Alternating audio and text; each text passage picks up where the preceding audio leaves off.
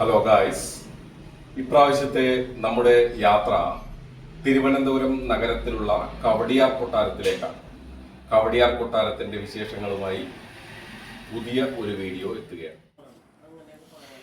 കേരളത്തിൻ്റെ തലസ്ഥാനമായ തിരുവനന്തപുരം നഗരത്തിലേക്ക് ഉള്ള യാത്രയിലാണ് നമ്മളിപ്പോൾ.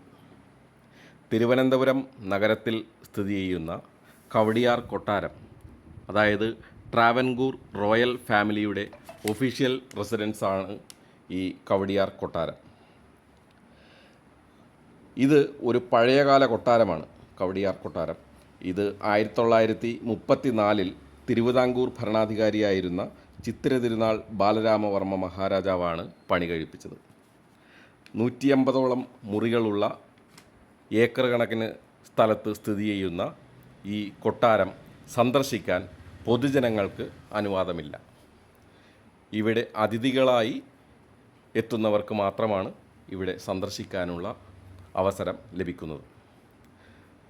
തിരുവനന്തപുരം ശ്രീ പത്മനാഭസ്വാമി ക്ഷേത്രത്തിൽ ഭാഗവത സപ്താഹ യജ്ഞം സംഘടിപ്പിക്കുന്നതിൻ്റെ ഒരു ആലോചനാ യോഗവുമായിട്ടാണ് ഞങ്ങൾ അവിടെ എത്തിച്ചേർന്നത്.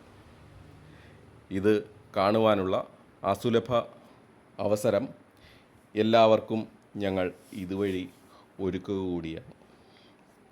നിങ്ങളെല്ലാവരും ഈ വീഡിയോ ആസ്വദിക്കുക.